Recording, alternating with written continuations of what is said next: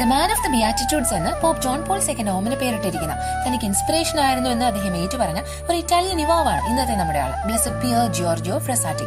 പാവപ്പെട്ടവർക്കും ദുരിതങ്ങൾ സഹിക്കുന്നവർക്കും എല്ലാം സുവിശേഷത്തിന്റെ നന്മകൾ സമ്മാനിച്ചവനായിരുന്നു അവൻ. വാഴ്ത്തപ്പെട്ട കരൾ അക്വിറ്റസിനോടൊപ്പം 2025 സെപ്റ്റംബർ 7 തിരുസഭ വിശുദ്ധരുടെ ഗണത്തിലേക്ക് ഉയർത്താനിരിക്കുകയാണ് ഇദ്ദേഹത്തെയും.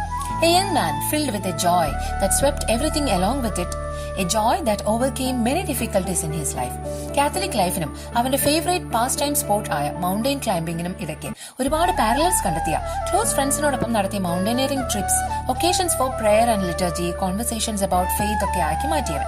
ഫ്രെസാറ്റി was considered extraordinary in his ordinariness and is a great role model for ordinary people who strive to live their everyday lives to the fullest. ഫ്രണ്ട്സിനും ഫാമിലിക്കും ഒരുപാട് കത്തുകൾ എഴുതിയിരുന്ന, ഒക്കേഷണലി പ്രസംഗങ്ങൾ നടത്തിയിരുന്ന അവൻ എഞ്ചിനീയറിംഗ് പഠനത്തിനിടയ്ക്കും സോഷ്യൽ സർവീസിനും ധാരാളം സമയം കണ്ടെത്തിയിരുന്നു.